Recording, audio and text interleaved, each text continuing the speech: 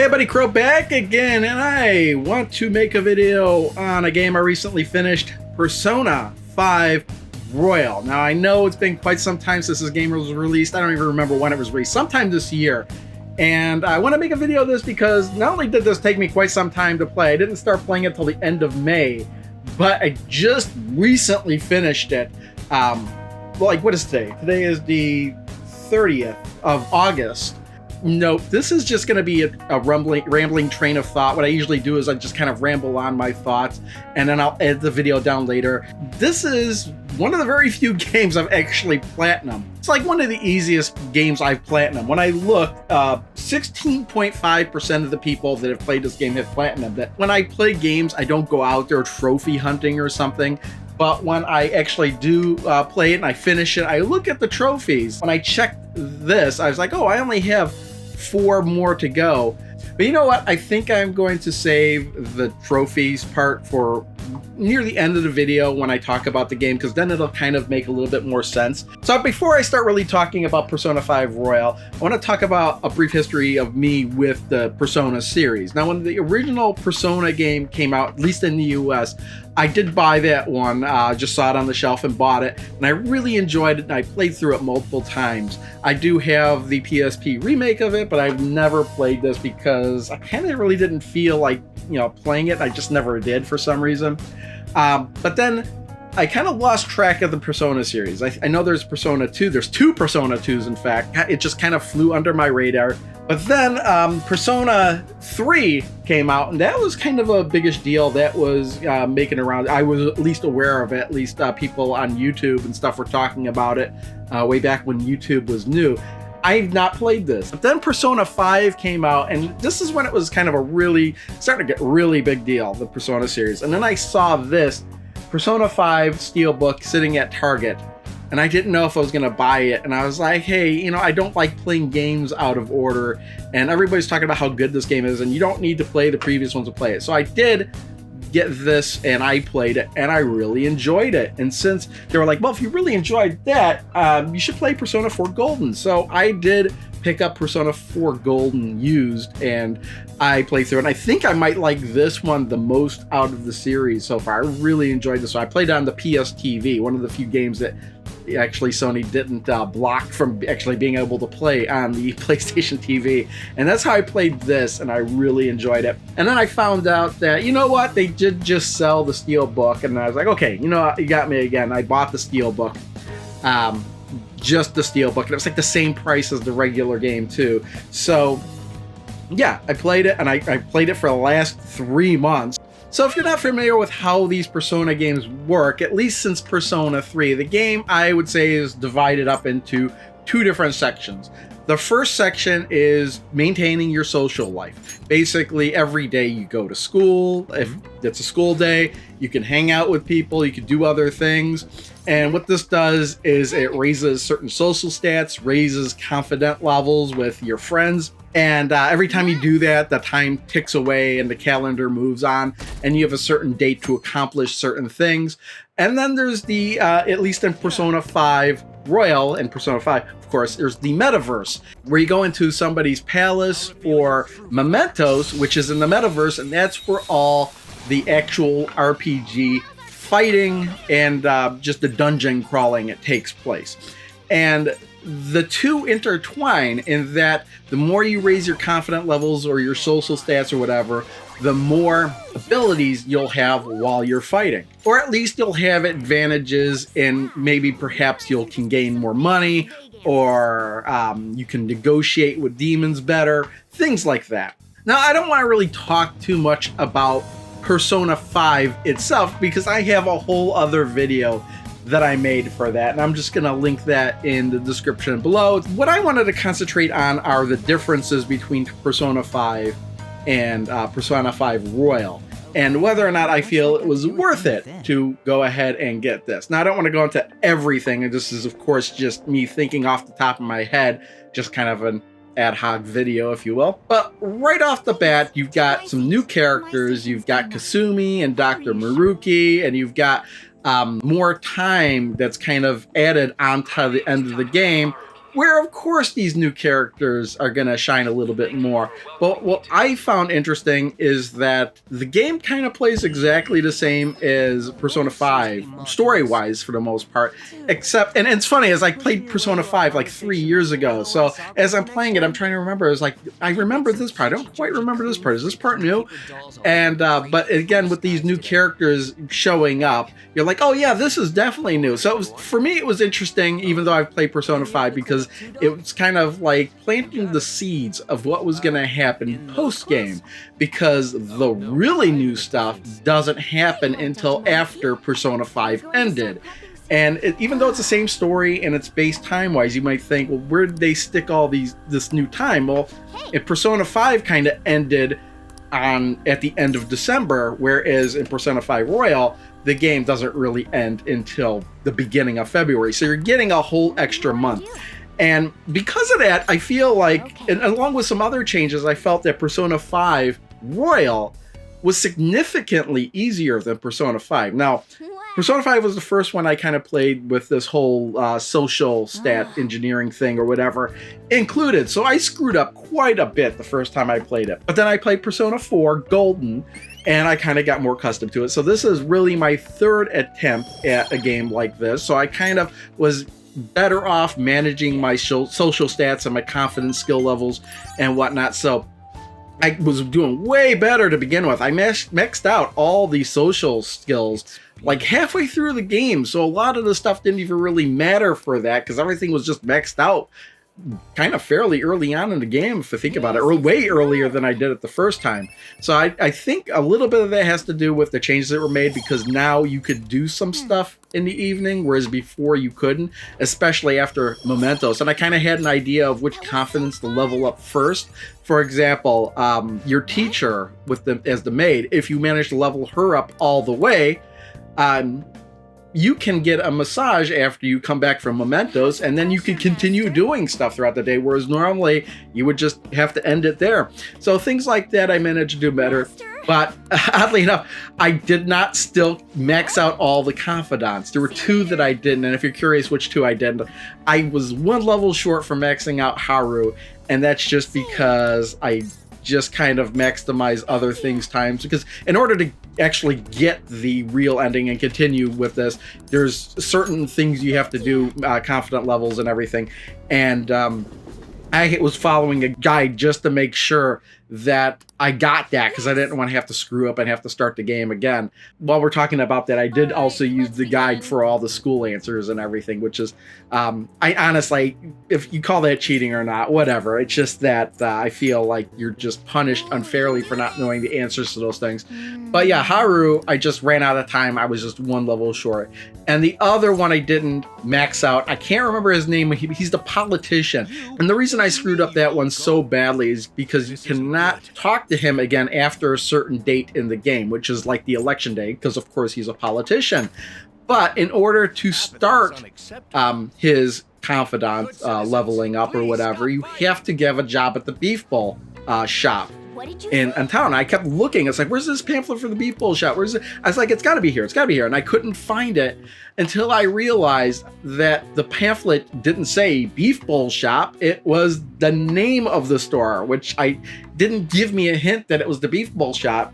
And that's the same mistake I made the first time I played the game. So I only got him up to rank 1 before I couldn't talk to him again. So is it worth it to do it? No. And I'll tell you why. It's because it wasn't required for any of the trophies. What's odd is it was required for the Platinum Trophy for Persona 5, but not for Persona 5 Royal.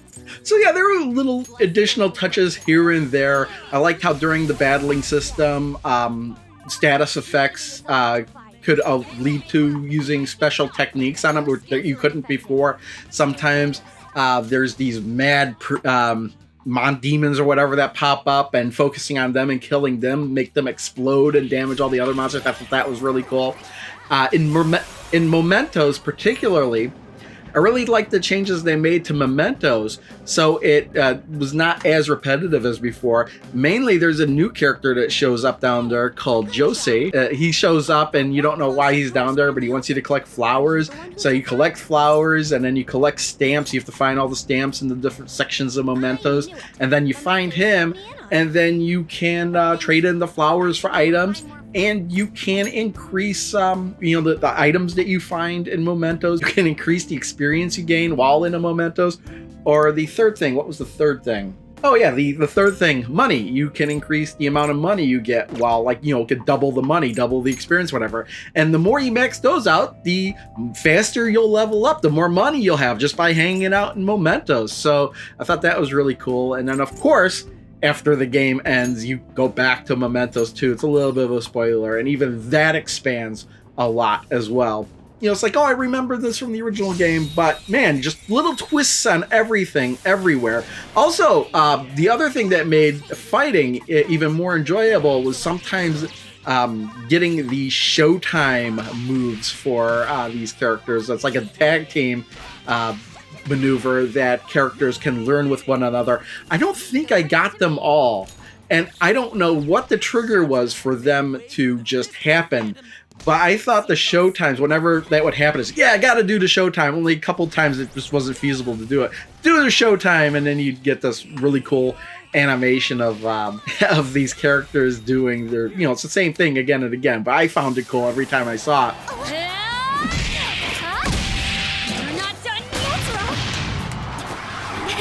Enjoy! Yes, we win! Yahoo! Here we go! This one's free!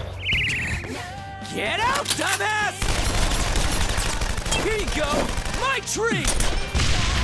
Not bad at all. And on one occasion, I was fighting a boss and it happened, and the showtime was slightly different than it was before, and I only saw that with one of them. So are there alternate showtimes as well for all of them as well? I don't know. It's the kind of thing where I'd have to go back and play it and see if that ever happened again. Which I'm not going to do, because I feel that once you get a platinum in a game, is there much incentive for you to go back and play it even more? It's just like, well, I'm not going to earn anything for this. Is it really fun to sit through and play the game again?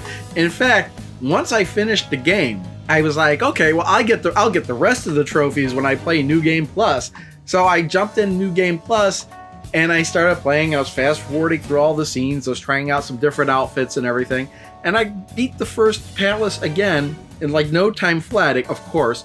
And I'm like, is it really worth it? How much more tutorial stuff do I have to sit through in order to get the rest of these trophies? And I looked at it again. It's like, maybe I could just load up an older save and just do it there. And that's what I did.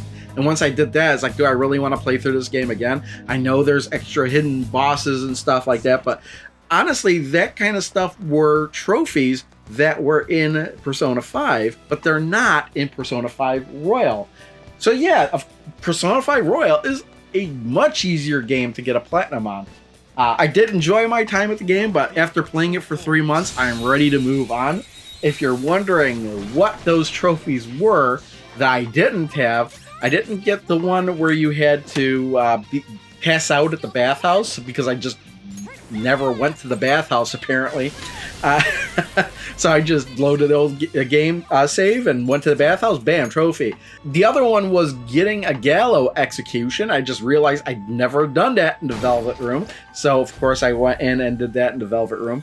And then the other one was defeating the Grim Reaper. So again, the save I have, I had a save that was just a little bit after the main game had been beaten, and it was starting the really new content, and I was like, okay, well, let's go into Mementos and see if I can beat the Grim Reaper with the characters I have there. And yeah, just like that, beat them, no problem. In fact, I played this on normal, and I blew through the game.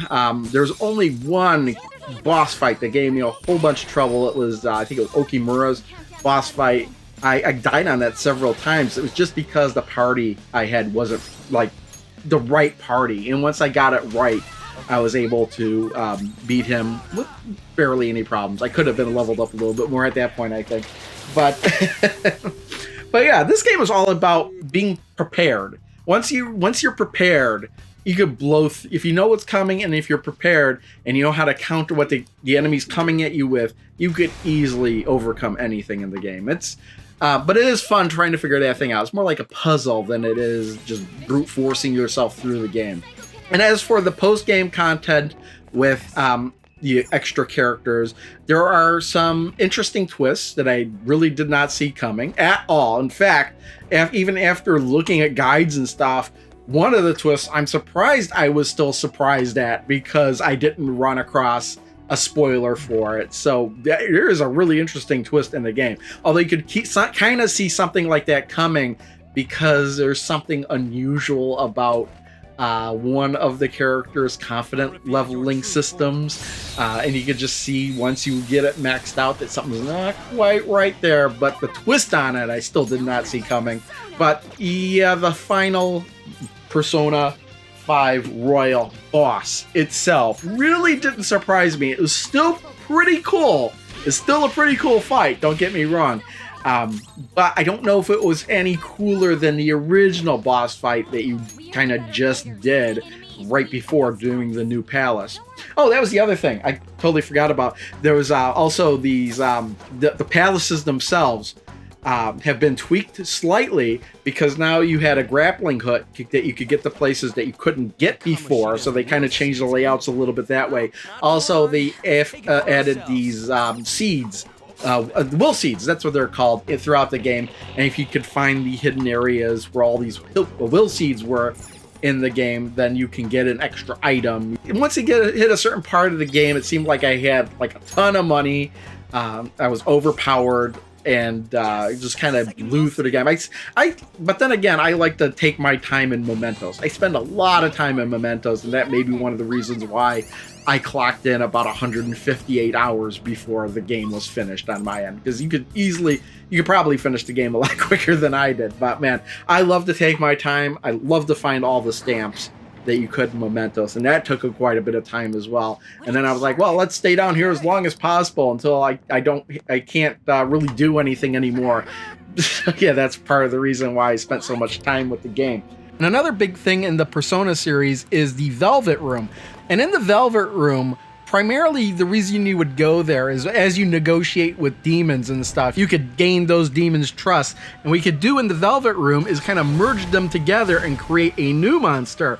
But in Royal, what they added is this fusion alarm that goes off. And anytime that you've been kind of fighting a long time, the alarm would go off, although sometimes it just happens really quick. I don't know what the rhyme or reason to it is. But when the alarm goes off, the persona that you can fuse becomes more powerful and can kind of change up the traits than what you kind of set it to be. But if you use it again after that, the equipment kind of breaks, and then you wind up with a really weird persona. The persona winds up being completely different. But it might be better, it might be worse, who knows? And I really like that random element, and I love trying to mess with it to see what I'd end up with. The last thing they added to Royal that I really enjoyed was the Thieves' Den. And basically, while you're playing through the game, you earn coins, and then you could go in there and you could spend it on items to decorate the Thieves' Den. You could purchase music to listen to, movies that you've already seen before, and some extra behind-the-scenes movies too, like concerts or whatever, and also just gallery photos. And I just really like it when games do that. But if you want more coins, they've also put in this extra card game as well called Tycoon, and I had a blast playing that. Never played it before, but it was easy to pick up, and I always played it on the hardest difficulty level. It was just a blast to play and just earn coins and to buy stuff that I hadn't unlocked yet. But yeah, I really enjoyed Persona 5 Royal. If you haven't played it, I would say just go right for Persona 5 Royal. It's a little bit more, you're gonna get everything that you had in Persona 5, plus extra stuff. But right now, am I done with the Persona series? Not really. There are the fighting games, but I do have these games that I picked up. Persona 3, Persona 3 Dancing in Moonlight, Persona 5 Dancing in Starlight, the rhythm games. I'll probably play these just because it's different. It's a different style game, it's rhythm, just to play something different. So yeah, this is me rambling about Persona 5 Royal. I just had to talk about the game since I played it.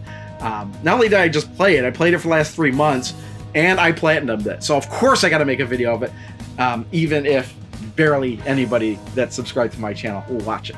So yeah, if you made it to this point in the video, I know that not a whole lot of people that are subscribed to me are gonna watch this at all. You could leave a comment, hey, made it to the end of your stupid Persona 5 Royal video, but I had to do it. I know a lot of people aren't gonna watch this, but yeah, that's all I gotta say. Let's end this video. Thanks for watching. See you next time. Bye.